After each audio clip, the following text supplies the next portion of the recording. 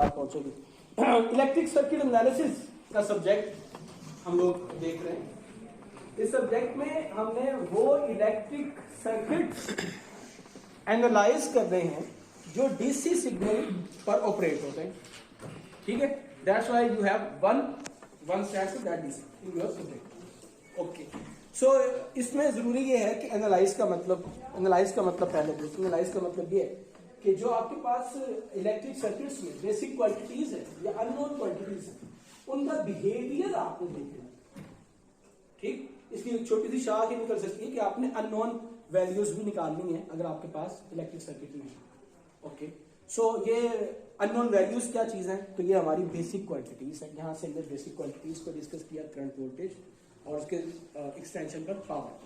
Okay, electric circuit क्या होता है हमें ये भी देखना चाहिए था। तो इनिशियल लेवल पर हमने इलेक्ट्रिक सर्किट को भी देखा कि उसके अंदर एक्टिव कंपोनेंट्स होते हैं, उसके अंदर पैसिव कंपोनेंट होते हैं। एक्टिव कंपोनेंट्स कौन से थे? करंट डिवाइडर और करंट सोर्स, वोल्टेज सोर्स, या फिर ये करंट सोर्स, वोल्टेज सोर्स अपने फंक्शन के लिहाज से डिपेंडेंट हो सकते हैं, इंडिपेंडेंट हो सकते हैं। फिर हमने पैसिव कंपोनेंट को देख लिया जो कि सिर्फ एक अभी तक हमारे पास रजिस्टर आया, और उसके साथ ही हमने देख लिया कि हमारे पास जो इलेक्ट्रिक सर्किट है वो डिफरेंट जो है वो कंस्ट्रक्शन, जो उसकी कंस्ट्रक्शन है वो डिफरेंट तरीकों से हो सकती है। फॉर एग्जांपल सीरीज में हो सकता है कंपोनेंट्स, या पैरेलल में कंपोनेंट्स कनेक्टेड हो सकते हैं, या ना सीरीज में हो सकते हैं ना पैरेलल में हो सकते हैं। और जब इलेक्ट्रिक सर्किट्स माज़ वजूद में आएंगे, जब इलेक्ट्रिक सर्किट बनेगा तो उसके अंदर आपके पास नोड्स होंगे, उसके अंदर आपके पास मैशेस या लूप्स वगैरह होगी। तो ये सारी इनिशियल इंफॉर्मेशन थी जो कि हमने गैदर की। उसके बाद हमने कहा कि आज स्टेज 2 पर, नोडल एनालिसिस की स्टेज 2 पर हम ऐसे सर्किट्स को इंटरटेन करते हैं, इनको सॉल्व करना सीखते हैं जिनके अंदर वोल्टेज सोर्स लगे। सो एक वोल्टेज सोर्स जिसके अक्रॉस 14 वोल्टेज है। ओके, ये कनेक्टेड है एक 4 ओम के रेजिस्टर के साथ। ओके, जो कि फर्दर कनेक्टेड है 3 ओम के रेजिस्टर के साथ, और ये दोनों कंबाइन मिलकर एक और वोल्टेज सोर्स जिसकी वैल्यू 6 वोल्टेज है उसके साथ कनेक्टेड है। ये वोल्टेज सोर्स कनेक्टेड है एक 2 ओम के रेजिस्टर और एक 6 ओम के रेजिस्टर के साथ। ठीक है, सो अच्छा, इसमें गिवन है कि ये आपका रेफरेंस नोड है। अब मैं रेफरेंस की डिस्कशन में नहीं जा रहा हूं, टाइम थोड़ा, कल हमने लास्ट टाइम उसके बारे में इनफ इंफॉर्मेशन इकट्ठी की थी। इसके अलावा आपके पास जो नॉन रेफरेंस नोड्स हैं 1, 2 और ये 3। ठीक है, नोडल एनालिसिस से इस क्वेश्चन को आपने सॉल्व करना है। आप फाइनली इस नतीजे पर पहुंच चुके हैं। इस नतीजे पर पहुंचने के लिए 2-3 मुख्तलिफ आपके पास वेज है। नंबर 1 तो डायरेक्टली आपको कह दिया गया कि ये एक सर्किट है जिसमें ये क्वांटिटीज निकालनी है बाय यूजिंग नोडल एनालिसिस। अब आपके पास कोई चारा और कोई तरीका नहीं है कि आप नोडल एनालिसिस के अलावा कोई मेथड यूज करें। नंबर 2, आपको थोड़े हिंट्स मिल गए। फॉर एग्जाम्पल, किसी क्वेश्चन की स्टेटमेंट है कि नोड वोल्टेजेस मालूम करें। ठीक, अब आपको ये बात पता है कि पूरे कोर्स को अभी तक का जितना हमने कोर्स पढ़ा है उसमें नोडल एनालिसिस एक ऐसा मेथड है जिसमें नोड वोल्टेजेस का जिक्र है। तो इसका मतलब है कि आपने इस सर्किट को नोडल एनालिसिस से सॉल्व करना है। ठीक, तीसरा वे कि आपके पास कोई 7-8 मुख्तलिफ मेथड्स थे अपने सर्किट को सॉल्व करने के। फॉर एग्जाम्पल, केसीएल था, केवीएल था, नोडल एनालिसिस था। तो अब इसमें से आपने कहा कि अच्छा, मैं इस सवाल को नोडल एनालिसिस से सॉल्व करता हूं। केवीएल तो लग नहीं रहा क्योंकि मैशेस नहीं है। फॉर एग्जाम्पल इस सर्किट की स्पेसिफिक बात नहीं हो रही, केसीएल भी अप्लाई नहीं हो रहा, वो भी हम देखते हैं कि कैसे नहीं हो रहा। तो जो मेथड रह गया वो नोडल एनालिसिस रह गया, और आप नोडल एनालिसिस के ऊपर काम शुरू करते हैं। फॉर एग्जाम्पल बिसाइड्स दिस, अगर आपको यही सर्किट दिया जाए और अननोन क्वांटिटीज हो तो ये आप केवीएल से भी सॉल्व कर सकते हैं।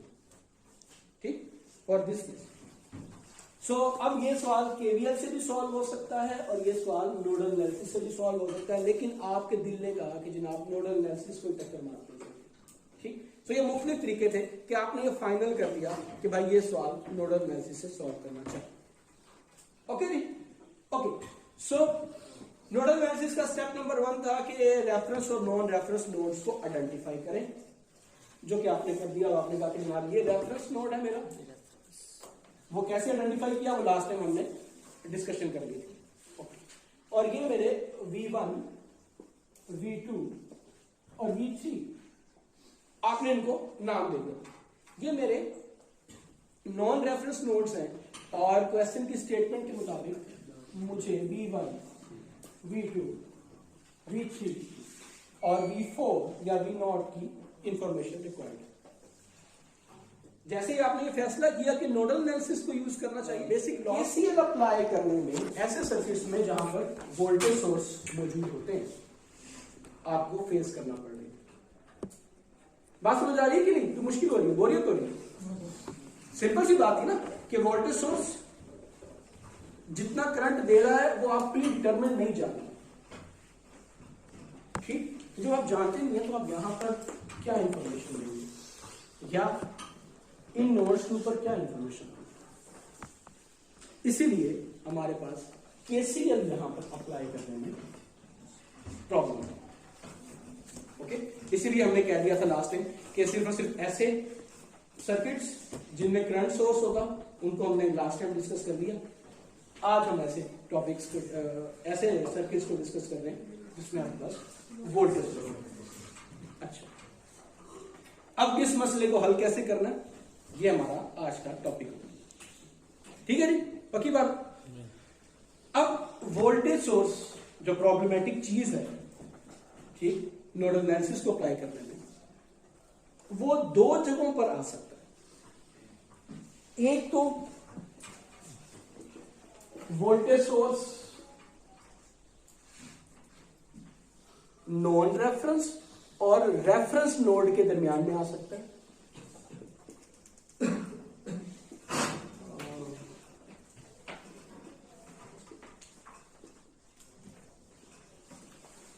like this 14 वोल्टेज कि ये आपके पास नॉन रेफरेंस और रेफरेंस नोड के दरमियान में कनेक्टेड है। अच्छा, जबकि दूसरी सिचुएशन ये हो सकती है कि जो वोल्टेज सोर्स है आपके पास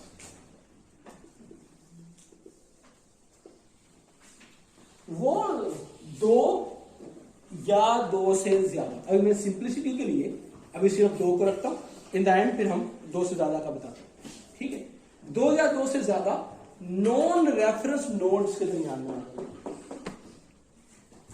ठीक, तो इसका मतलब है कि इस प्रॉब्लम को, इस प्रॉब्लमेटिक वोल्टेज सोर्स को नोडल एनालिसिस केस में हमें इन दोनों तरीकों के लिए देखना है। ठीक, let's start with the case number 1।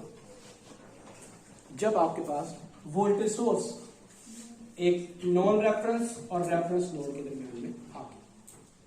ठीक, सॉल्यूशन इज वेरी सिंपल। आप मुझे बताइएगा कि क्यों ये सॉल्यूशन है कि इस, अच्छा हमारा टास्क नोडल एनालिसिस का याद है ना कि नोड वोल्टेज मालूम करना। तो चार नोड, चार अननोन्स, जैसे ही फैसला हुआ कि नोडल एनालिसिस है तो एक अननोन आ गया, बाकी रह गए तीन अननोन्स। ठीक, और जैसे ही आपने यहां पर ये सिचुएशन देखी कि वोल्टेज सोर्स एक नोड रेफरेंस और रेफरेंस नोड के दरमियान में लगा है, तो आपने झट से इस नोड का वोल्टेज लिख दिया 14 वोल्टेज। या वो वोल्टेज जो कि इस वोल्टेज सोर्स का था। क्यों? क्योंकि 0 और 14 के दरमियान है, क्योंकि वो 0 और 14 के दरमियान, वो 0 और 14 के दरमियान। ओके जी, मैं इसको एक्सप्लेन करने की कोशिश करूं। एक रजिस्टर आपके पास और आपको कहा गया कि जनाब इसके अक्रॉस 5 वोल्टेज है। ठीक, अब ये 5 वोल्टेज होने की सिचुएशन क्या हो सकती है? हो सकती है कि इस नोड पर पोटेंशियल जो है वो 15 हो। ठीक है, सो 15 माइनस 10 इक्वल टू 5 वोल्ट। ठीक है तो भाई, हाँ ये भी हो सकता है कि यहां पर 500 हो, तो यहां पर क्या 495, we don't have any other option.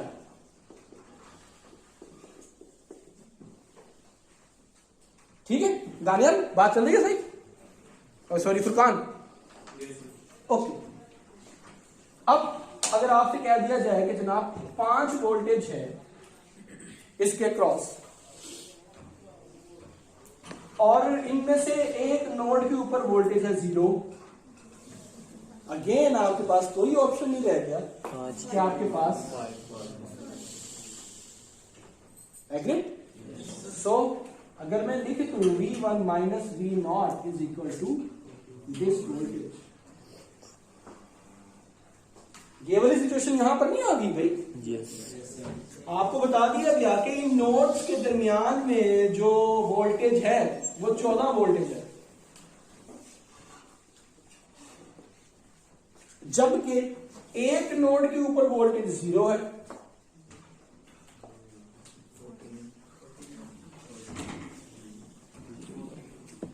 हाँ भी जाता क्या हुआ? टोपी में से तोता निकला है? कोई जादू तो नहीं हुआ, सिंपल सा मैथ्स है। वोल्टेज क्या था? पोटेंशियल डिफरेंस बिटवीन नोड्स, दो नोड्स, एक नोड के ऊपर 0 आ गया पोटेंशियल, तो दूसरे नोड के ऊपर जो भी आपके पास वोल्टेज सोर्स लगा होगा, याद करने के लिए बात होगी।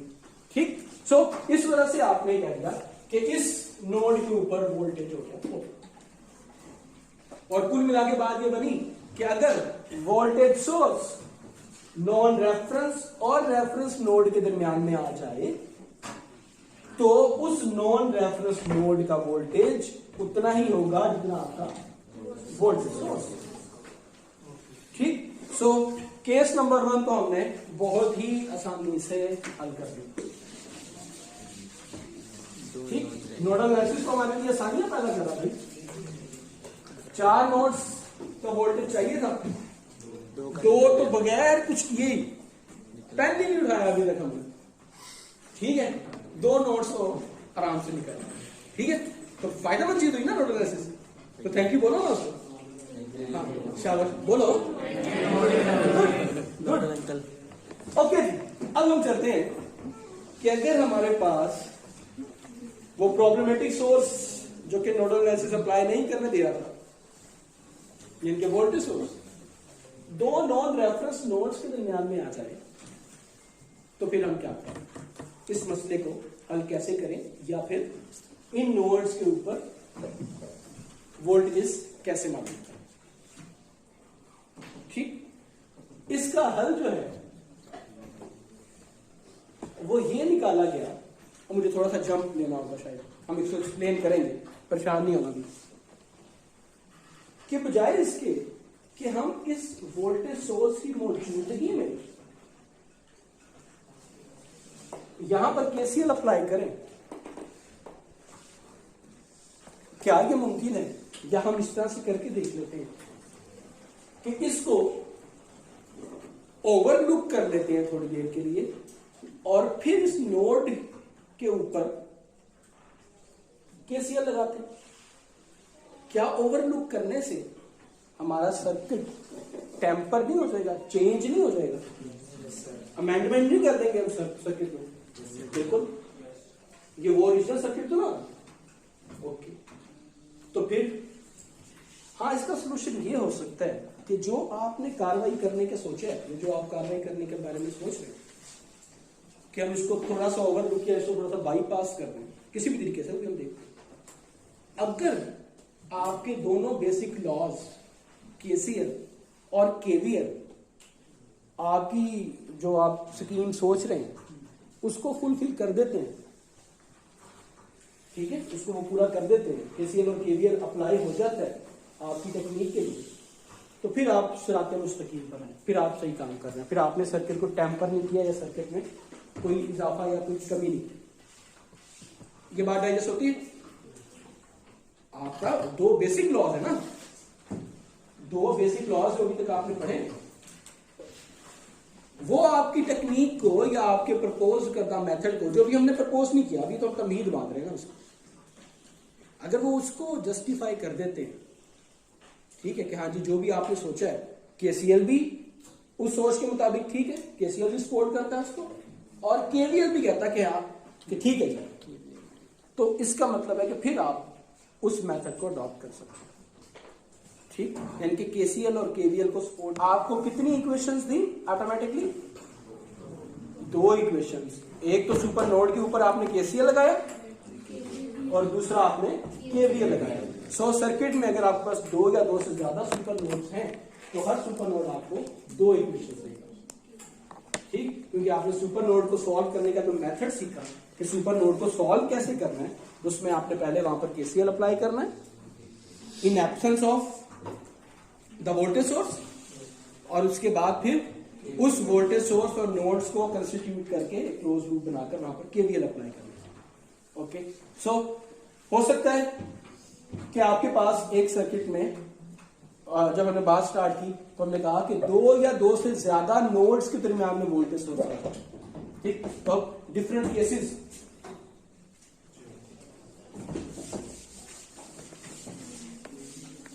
पॉसिबिलिटी है कि आपके पास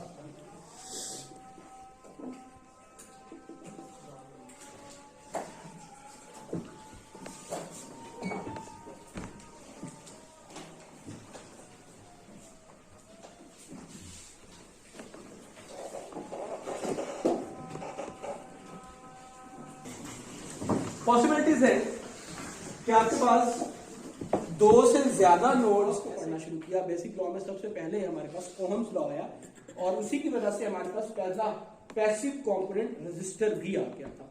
ओहम्स लॉ के बाद फिर हमने केसीएल केवीएल जैसे बेसिक लॉज देखे और उसके बाद फिर हमने देखा कि अच्छा अगर रेजिस्टर्स सीरीज में लगे हों तो भी हमें कुछ फायदा हो सकता है, या अगर रेजिस्टर्स पैरेलल में लगे हों तो फिर भी हमें फायदा हो सकता है अपनी बेसिक क्वांटिटीज निकालने के लिए, ठीक। इन शॉर्ट हमने ये कहा कि ये एक ऐसा सब्जेक्ट है जहां पर आप वो टेक्निक्स, वो मेथड्स, वो फॉर्मूलाज सीखेंगे जो कि आपको किसी नहीं डीसी ऑपरेटेड इलेक्ट्रिक सर्किट में अभी फिलहाल अननोन क्वांटिटीज करंट और वोल्टेज निकालने में मदद देगी।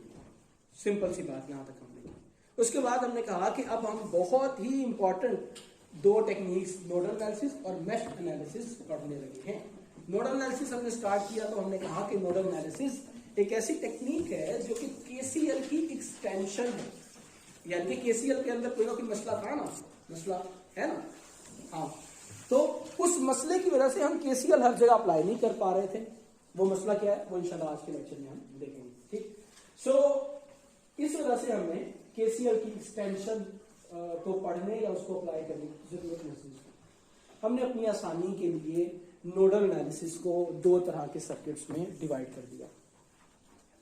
सर्किट नंबर 1 जो थे या स्टेज नंबर 1 पर हमने वो सर्किट्स रखे जिनमें सिर्फ और सिर्फ करंट सोर्सेज मौजूद थे, ओके, उनको लेकर हमने नोडल एनालिसिस को सीखा।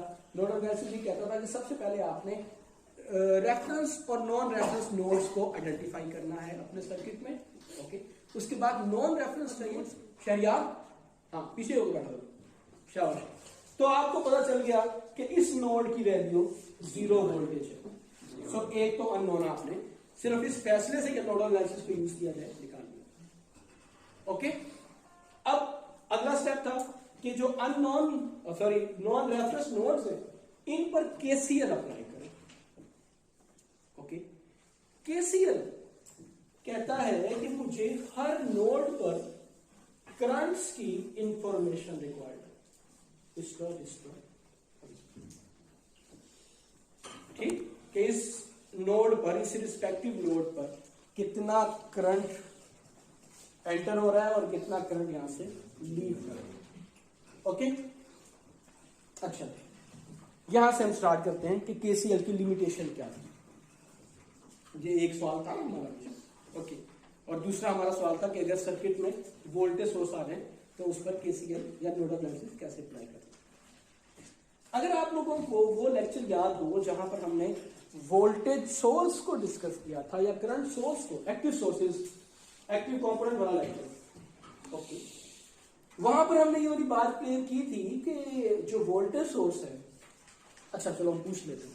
हाँ, वोल्टेज सोर्स, तो इसका मतलब ये है कि करंट प्रोड्यूस नहीं करेगा सर्किट को, करंट डिलीवर नहीं करेगा, करंट डिलीवर करेगा। अच्छा हुज़ैफा, अगर करंट सोर्स है तो क्या वो वोल्टेज प्रोड्यूस नहीं करेगा सर्किट को?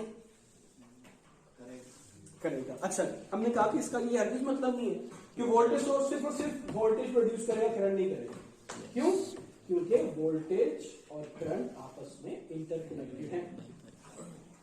उस वक्त हमने रिलेशन यूज किया था बेसिक क्वांटिटीज वाला, कि जब हमने बेसिक क्वांटिटी में करंट और वोल्टेज को इंट्रोड्यूस करवाया था तो क्या कहा था कि भाई करंट फ्लो ऑफ चार्जेस, और चार्ज अपनी मर्जी से एरिया से दूसरी जगह नहीं जाता जब तक उसके ऊपर कोई पोटेंशियल ना लगे। तो इसका मतलब यह है कि करंट और वोल्टेज एक दूसरे से रिलेटेड होंगे, जहां करंट वहां वोल्टेज, जहां वोल्टेज वहां current. Okay, so voltage source voltage को प्रोड्यूस करेगा जितना उसने लेबल किया होगा 14 वोल्टेज। अब चाहे मेरे सर्किट को 14 वोल्टेज चाहिए या नहीं चाहिए, हो सकता है कि उसको 18 वोल्टेज चाहिए, हो सकता है कि वो 10 वोल्टेज से ज्यादा अफोर्ड ना करता, लेकिन अगर आपने 14 वोल्टेज का सोर्स लगा दिया तो अब सर्किट को 14 वोल्टेज ये डिलीवर करेगी। ठीक, लेकिन करंट कितना डिलीवर करे ये आपको पहले से नहीं पता, प्री डिटर्मिनेट चीज से। ये बात उस वक्त हुई थी सर, मैं अभी रिवाइज कर रहा हूं। ओके, हमने कहा कि वोल्टेज सोर्स वोल्टेज तो कंफर्म है कि 14 वोल्टेज देगा, लेकिन करंट कितना देगा? थ्योरेटिकली इनफाइनाइट करंट देगा। ठीक, अब ये इनफाइनाइट करंट ये क्या चीज हुई, इसको हमने एक्सप्लेन किया कि इनफाइनाइट करंट का मतलब ये हुआ कि जितना भी आपके सर्किट को, भाई इधर देखो, कि जितना भी आपके सर्किट को करंट रिक्वायर्ड है उतना करंट आपका वोल्टेज सोर्स प्रोवाइड करेगा। ठीक, इस रिलेशन पे हमने कहा कि अच्छा फॉर एग्जाम्पल आपके पास, ये जस्ट मैं रिवाइज कर रहा हूं अभी क्योंकि मुझे यहां पर वापस आना है लिमिटेशन ऑफ द केसीएल पर। फॉर एग्जाम्पल आपके पास 5 वोल्टेज, डाउट परेशान हो गए, 5 वोल्टेज का एक वोल्टेज सोर्स है और उसको आपने कनेक्ट कर दिया 2 रेजिस्टर के साथ। ठीक, और फर्ज कर लेते हैं को सपोर्ट करना चाहिए, जो भी आप बात सोचने लगे। ठीक, जिस तरह हम बात कर रहे थे कि अगर हम इसको हज़फ कर दें या इसको हम थोड़ा देर के लिए और the proposed idea is called super node. Super node यानी कि एक ऐसा नोड जो क्या करता हो, छलांग मार के ऊपर आसमान पे चला जाता हो, ट्रेन एक हाथ से उठा लेता हो। तो सुपरमैन तो ऐसे ही कुछ था ना, तो सुपर नोड ये भी कुछ ऐसा ही होना चाहिए। तो इतना परेशान क्यों बैठे गया, घबरा गए हो? नहीं, तुम्हें तो कहा गया घबराना नहीं है। क्यों भी, कौन घबरा गया? ब्रेक चाहिए तो हम ब्रेक ले लेते हैं, आप हम काम की बात पे आते। ओके, टाइम ज्यादा नहीं है, प्लीज शॉर्ट टाइम पे देखिए।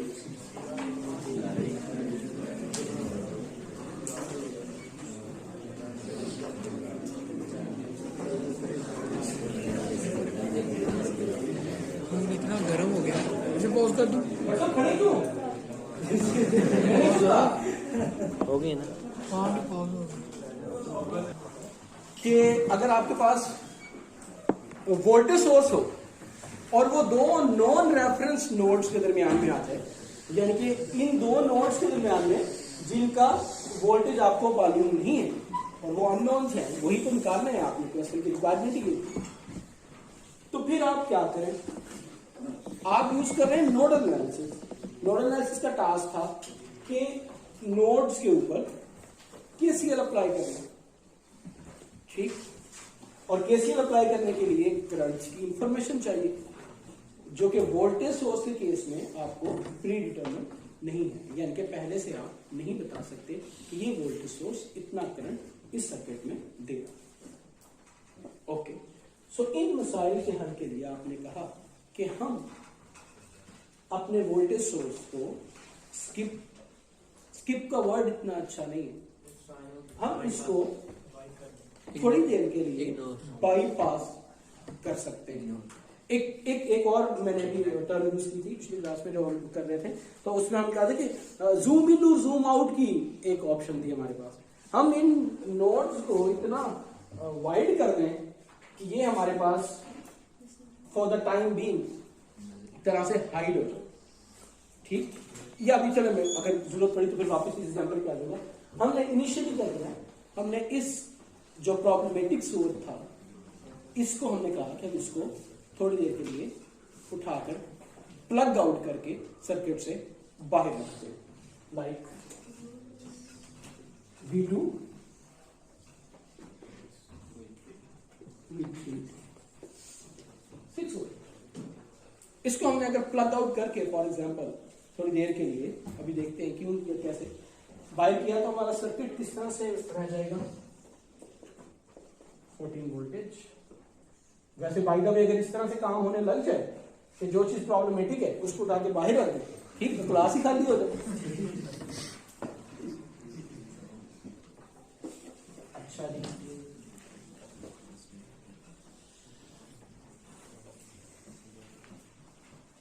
Right, okay. सो अब ये गैप यहाँ पर जो ओपन सर्किट हो गया, नहीं ओपन नहीं है, ओपन नहीं है। ये जो सुपर नोड है इसकी प्रॉपर्टीज में सबसे पहली प्रॉपर्टी ये है कि ये क्लोज सर्किट है। इसका नेट वोल्टेज, क्लोज सर्किट एक क्लोज लूप है, ठीक है, और क्लोज लूप जो है उसका नेट वोल्टेज केवीएल में आपको बताया हुआ है दैट इज इक्वल टू 0, ठीक। सो ये फर्दर मेरे पास अगर वो जूम इन वगैरह वाली बात अगर मैं चलाऊं तो मैं इन दोनों नोड्स को मर्ज करके, अब मर्ज का वर्ड यूज कर रहा हूं मैं आसानी के लिए समझाने के लिए, it's not a technical and right word, लेकिन जस्ट समझाने के लिए, इन दोनों नोड्स को मर्ज करके एक नोड बना रहा हूं जिसको हम सुपर नोड कहते हैं। बट रिमेंबर कि जो कंपोनेंट्स जिस रिस्पेक्टिव नोड के साथ लगे हुए थे वो वहीं पर कनेक्टेड हैं। जस्ट हमारा जो प्रॉब्लम था कि हम केसीएल अप्लाई नहीं कर पा रहे थे, वो यहां पर हम रिजॉल्व कर रहे हैं, ठीक। अब ये node, this node is behaving like a simple node, जिस तरह आपके पास अभी तक नोड थे कि इस रजिस्टर से आने वाले करंट की इंफॉर्मेशन आपके पास है। फॉर एग्जांपल अगर ये आपकी कंफर्मेशन थी, ये आपने करंट की कैसे डिस्ट्रीब्यूशन की, ये भी लास्ट टाइम हमने डिटेल में देख लिया, मैं कुछ डिटेल में नहीं जा रहा हूं, बस अज्यूम कर रहा हूं, ठीक है, based upon the apparent voltage source उसकी कंट्रीब्यूशन के मुताबिक। अच्छा, तो ये जो आपके पास अब एक नोड आ गया जो सो कॉल्ड V2 और V3 को मिक्स करने से एक नोड बना था। अभी हमने इसको मिक्स नहीं किया, ये जस्ट काइंड ऑफ आप जूम इन और जूम आउट की बात करके आपके पास एक पिक्चर है, अगर आप उसको बहुत जूम करें तो एक डॉट बन जाता है, अगर आप उसको बहुत ज्यादा एक्सपैंड करें तो उसके पिक्सल्स जो है वो आपको नजर आना शुरू हो जाते हैं, ठीक, ऐसे है ना। तो उस लिहाज से इस नॉन टेक्निकल एग्जांपल से जरा बात शायद समझाना आसान है, इसलिए मैं ये बात कर रहा हूं, ठीक, कि आपने उसको जूम इन किया तो आपके पास ये वाला एक नोड बन गया, ठीक। अब आप इस नोड के ऊपर केसीएल अप्लाई कर सकते हैं, यहां पर कोई हिंड्रेंस नहीं है, कोई रुकावट नहीं है कि भाई वोल्टेज सोर्स की इंफॉर्मेशन नहीं, ओके। So let's go. अभी मुझे पता है थोड़ी कंफ्यूजन है यहां पर कि भाई कैसे इस तरह से सारा मसला ही हल हो जाता है, जो भी आपको प्रॉब्लमेटिक चीज नजर आए उसको आप बाहर करें और अपना सर्किट सॉल्व कर दें, ठीक, ऐसा हरगिज नहीं होने वाला। हमने पहले बात की तमहीद जब बांध रहे थे कि अगर जो भी आपके पास प्रपोज्ड आइडिया है वो आपके बेसिक लॉस को बैक कर रहा है, बेसिक लॉस केसीएल और केवीएल कह रहे हैं कि हाँ जी ये बात ठीक है, तो इसका मतलब है कि आप ये वाली चीज अडॉप्ट कर सकते हैं, ठीक। तो केसीएल को भी हम लगा रहे हैं अपने सुपर नोड पर, हमारे सुपर नोड पर केवीएल भी लगेगा, ओके, अब इसकी और डिटेल में हम जाएंगे थोड़ी देर, मुझे लगाइए केसीएल की इक्वेशन। ओके जी, if I apply KCL at super node, ठीक, और सुपर नोड मेरे पास ये रहा। ओके, मैंने आपसे रिक्वेस्ट पहले भी की है, अब दोबारा से मैं रिक्वेस्ट करने लगा हूं कि आप जब क्वेश्चन सॉल्व करेंगे तो मुझे सारी इंफॉर्मेशन प्रोवाइड करेंगे। ये इनफ नहीं है कि अप्लाई केसीएल, भी अप्लाई केसीएल कहां किया, 10 नोड है सर्किट में, किस नोड के ऊपर आपने अप्लाई किया, ठीक, फिर केसीएल आप अप्लाई कर रहे हैं तो करंट्स की डायरेक्शंस क्या ले रहे हैं, ठीक है, ये भी बताना चाहिए आपको सर्किट के अंदर। इस तरह केवीएल अप्लाई कर रहे हैं, किस मैश पर कर रहे हैं, मैश के ऊपर किस कंपोनेंट के क्रॉस किस पोलैरिटी में वोल्टेज है वगैरह वगैरह, ये सारी इंफॉर्मेशन आप डिटेल में देंगे। Okay, so apply KCL at super node will give me the information I1 is equal to I2 plus I3 plus I4, ठीक, सुपर नोड के ऊपर केसीएल लग गया जो कि V2 और V3 के ऊपर नहीं लग रहा था। लेकिन क्या ये कुलत नहीं है कि जो चीज प्रॉब्लमेटिक है उसको उठा के बाहर कर दें? ओके, ऐसा नहीं होता है। ओके, एक मिनट, मैं अभी वापस सुपर नोड के ऊपर आ रहा हूं, मैं पहले इस इक्वेशन का मसला हल कर दूंगा। ये इक्वेशन, एक इक्वेशन और इसके अंदर 4 अननोन्स, लेकिन आपका नोडल एनालिसिस का जो स्टेप नंबर 1 था वो यहां पर अटेन हो गया कि apply KCL at each node, ठीक, तो आपने ईच नोड के ऊपर, जिसको आपने 2 नोड्स को मिक्स करके एक सुपर नोड बनाया, और अभी कहा कि वोल्टेज सोर्स को भी हम देखते हैं, ठीक, जो प्रॉब्लमेटिक वोल्टेज सोर्स था उसको भी हम देख लेते हैं। वहां पर आपने केसीएल लगा दिया, केसीएल लगाया तो I1 I2 I3 I4 आ गया। नेक्स्ट स्टेप ये था कि जो करंट्स आपके पास आए हैं उसको आपने नोड वोल्टेजेस की फॉर्मेट में लिखना, ठीक, I1 कनेक्टेड है, हम उस दफा I1 को अगर मैं नोड वोल्टेजेस की फॉर्म में लिखना चाहूं कैसे लिखूंगा, I1 this is I1, nodes ऐसे हो जिनके दरमियान में वोल्टेज सोर्स कनेक्टेड हो, जैसा कि आपकी प्रैक्टिस प्रॉब्लम या एग्जांपल 3.14 में, ठीक, तो फिर आप इन दोनों नोड्स से, यानी ये जो connected end to end nodes हैं, इनको मर्ज करके अपना सुपर नोड बनाएंगे, ठीक, यानी कि जो कंपोनेंट्स यहां पर कनेक्टेड है, जो कंपोनेंट्स यहां पर कनेक्टेड है, यहां पर आप केसीएल लगा देंगे, ठीक, जब फिर केवीएल अप्लाई करते हुए यहां से ये और ये नोड्स आपके पास जो है वो केवीएल में कंट्रीब्यूट करेंगे। जी, इनके सेंटर में कोई और हाँ, तो 2 से ज्यादा 3 से ज्यादा नोड्स होते हैं ना, यहाँ पर एक और लाइक दिस, नहीं कोई इधर दिस नो है। ओके जी, अब ये ऐसा नहीं है, आपका प्रॉब्लम जो था वो था वोल्टेज सोर्स की वजह से, कि ये वोल्टेज सोर्स इस नोड के ऊपर इंफॉर्मेशन नहीं दे रहा करंट, ये वोल्टेज सोर्स इस नोड के ऊपर करंट की इंफॉर्मेशन नहीं दे रहा, पैसिव कंपोनेंट की वजह से आपका प्रॉब्लम नहीं था। ओके, सो अब ये आपके पास 2 सुपर नोड्स बनेंगे, ठीक है, एक सुपर नोड आपको 2 इक्वेशंस देगा, आपने केसीएल अप्लाई कर देना है, उसके बाद आपने उन केसीएल से आने वाली करंट इक्वेशंस को नोड वोल्टेजेस की फॉर्म में लिखना है। तो यहां से हमें पहला डिफरेंस पता चला केसीएल का और नोडल एनालिसिस का, कि केसीएल में हम जो इक्वेशन आती थी हमारे पास, करंट की जो इंफॉर्मेशन आती थी किसी नोड पर, उसको हम ओहम्स लॉ को इस्तेमाल करते हुए कंपोनेंट वोल्टेज की फॉर्म में लिखते थे, कि जिस कंपोनेंट जिस रजिस्टर में करंट फ्लो कर रहा है उसके अक्रॉस कितना वोल्टेज है, जबकि नोडल एनालिसिस में वो कंपोनेंट जिन नोड्स पर लगा हुआ है उनकी पोटेंशियल का डिफरेंस हम यूज कर रहे थे, ठीक। सो यहां से आपके पास इक्वेशन आ गई और उन इक्वेशंस को आपने सॉल्व करना शुरू कर दिया।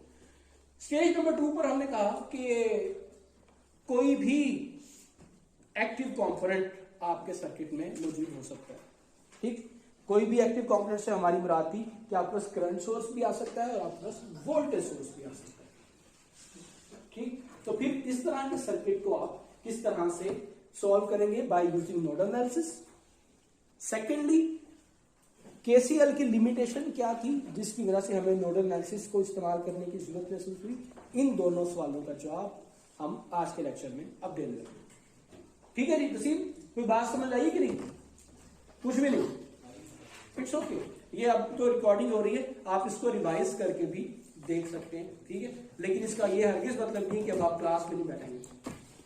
ठीक, आपने टिकट क्लास में बैठने का दिया तो आप यहीं पर ही बैठेंगे, जहाज में नहीं बैठेंगे। Okay, so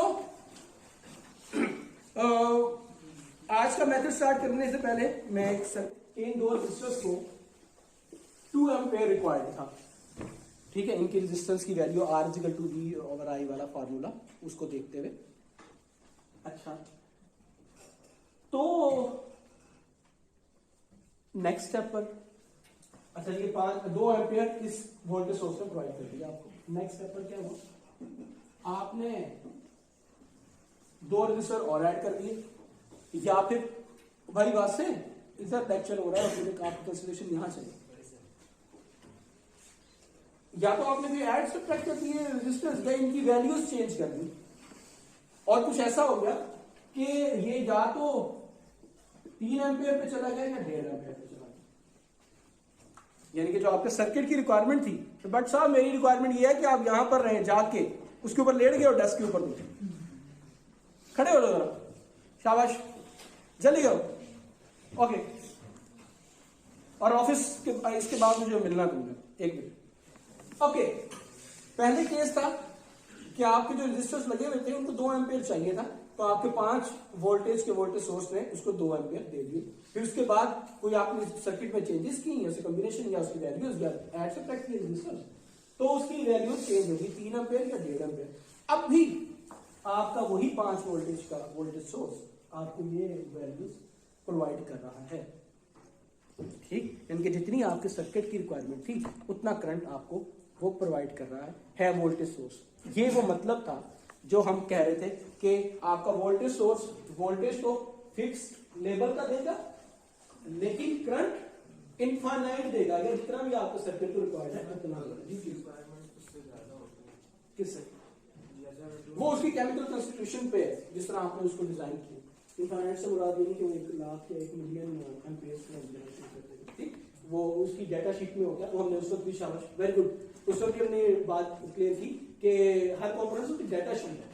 for example 5 voltage का वोल्टेज सोर्स दिया तो उसने उसकी डेटा शीट दे दी कि ये आपको 1 से 4 एम्पेयर तक या मिली एम्पेयर तक वोल्टेज करंट दे देगा, ठीक। वो जैसे उसने उसकी डिजाइनिंग बनाई थी केमिकल से, वो उस पर डिपेंडेंसी करते हैं। ओके, सो थ्योरेटिकली हम ये बात कर गए कि इनफाइनाइट करंट आपका जो है वोल्टेज सोर्स आपके सर्किट को देगा। यही सारी स्टोरी करंट सोर्स के साथ भी थी कि करंट सोर्स करंट तो देगा सर्किट में, ठीक है, जितना उसने लेबल किया है। वोल्टेज कितना देगा, वो इनफाइनाइट वोल्टेज या जितना वोल्टेज आपके सर्किट चाहिए। क्यों भी राशिद बात यहां तक पहुंच गई, पक्की बात है, ओके। सो इस सारी की सारी कहानी का, इस सारी की सारी रिवीजन का मतलब ये निकला कि आपके पास प्री डिटर्मिनेंट या आपके पास एट अर्ली लेवल जब हमने अपना काम स्टार्ट करना है, ये इंफॉर्मेशन नहीं है कि ये वोल्टेज सोर्स कितना करंट दे रहा है, ठीक है। यहां तक बात पहुंची है कि नहीं पहुंची? पहुंच गई। ओके, हाँ भाई दानियाल, सही है, दानियाल नाम था, ओके, ठीक है फुरकान, ओके। अब जब हम यहां पर आते हैं नोड 1 पर, नोड 1 पर यही वाली स्टोरी आ गई। अब मैंने यहां पर केसीएल बताया, ठीक। केसीएल कहता है कि मुझे ये इंफॉर्मेशन दे कि इस नोड पर कितना करंट आया है या इस नोड से कितना करंट जा रहा है, ओके। जबकि ये वाली स्टोरी है कि आपके पास कोई फिक्स वैल्यू का प्री डिटर्मिनेंट करंट नहीं है कि आप बता दें कि अच्छा जी I1 की अमाउंट जो है, I1 करंट यहां से लीव कर रहा है या I2 अमाउंट यहां पर एंटर होगा, ओके। I1 को अगर मैं नोड वोल्टेजेस की फॉर्म में लिखना चाहूं तो क्या लिखूं, शाबाश भाई, मुंह में दिल में सोचे, मुंह के अंदर ना सोचो। V1 इज इक्वल टू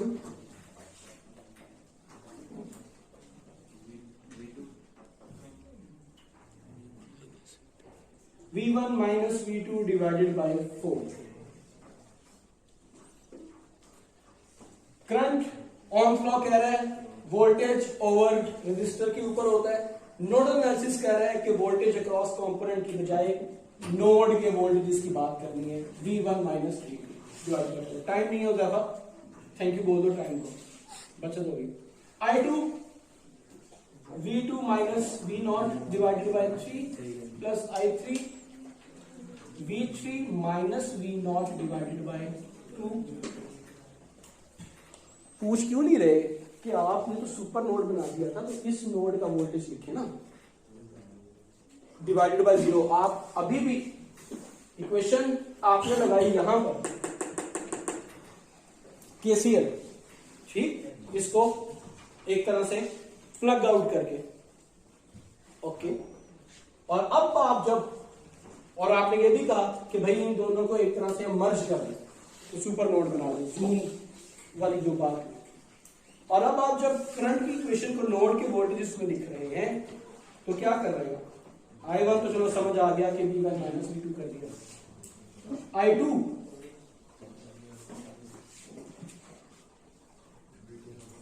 यहां पर आपका रेफरेंस सोर्स माइनस V0 तो आ गया। अब जो स्टार्टिंग कर रहे हैं यहां पर V2 क्यों कर रहे हैं? यहां पर तो सुपर नोड का वोल्टेज होना चाहिए ना, ऐसा ही है ना, सुपर नोड का वोल्टेज होना चाहिए।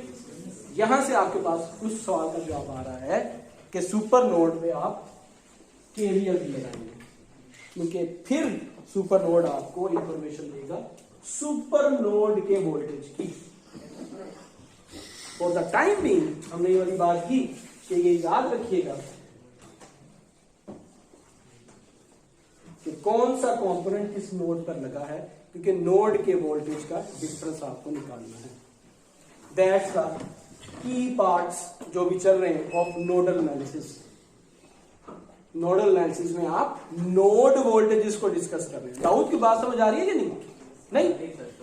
हाँ, तो जो नहीं आ रही वो पूछो ना, पक्की बात है कि नहीं? जो थोड़ी थोड़ी है तो बाकी में क्या क्वेश्चन क्या रहेगा? इतना डिस्टेंस तो नहीं है हमारे दरमियान।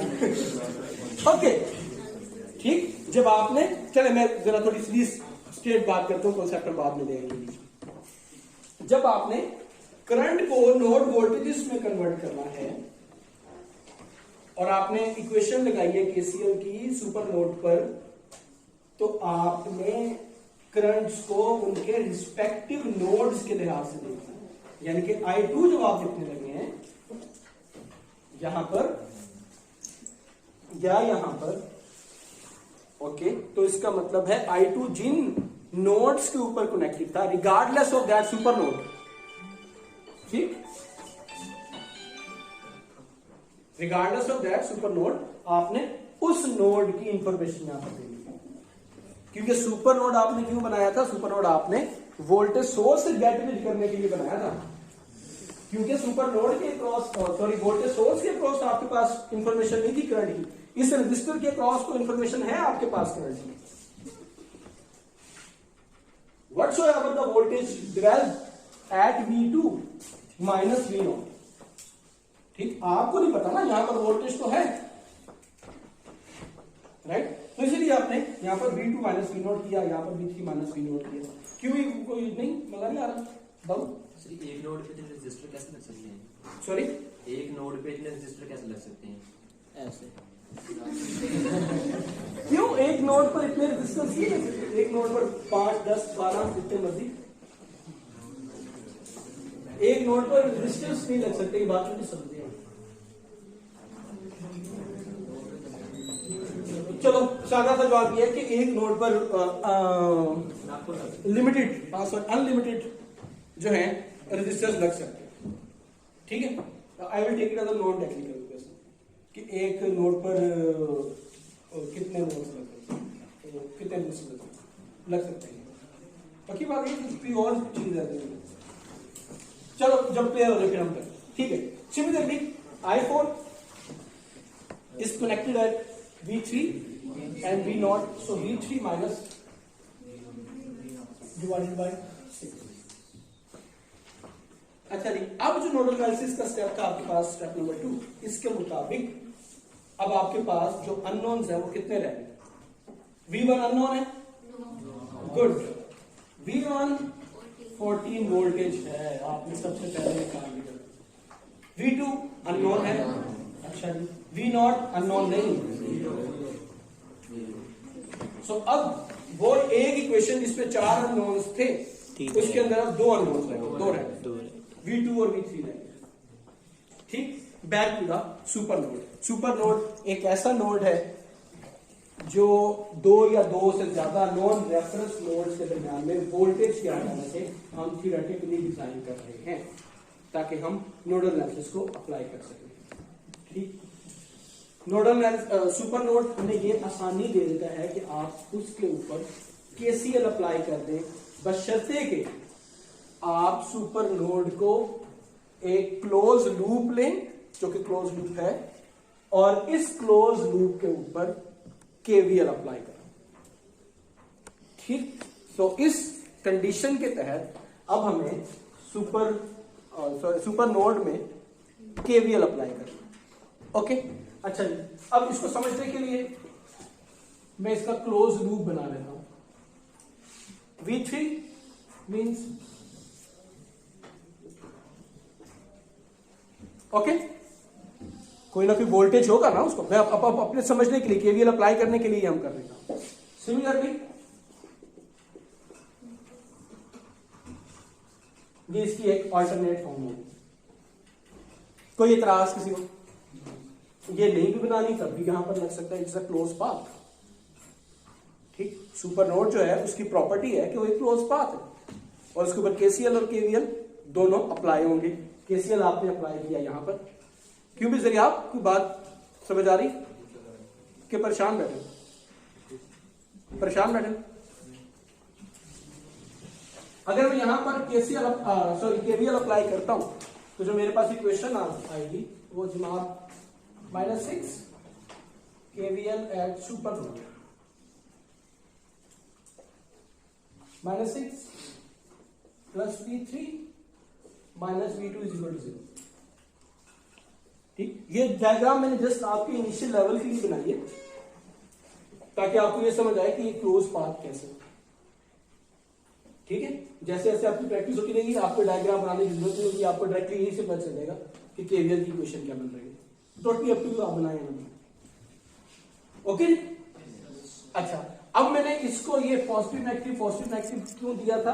क्योंकि मैंने पहले जो अज्यूम किया है वहां पर ये वाले असम्पशन मैंने दिया कि it is at higher level, higher से लोअर लेवल पर करंट जा रहा है ना। फॉर एग्जाम्पल अगर हम ये असम्पशन ना लेते और हम ये असम्पशन लेते करंट इस डायरेक्शन में फ्लो कर रहा है, this node will be at higher potential, this will be at lower potential. तो यहां पर मेरे पास ऐसे बनना पसंद है। ठीक, और इसके मुताबिक फिर आप केवीएल लगा लेते, इसी तरह ये बना ली।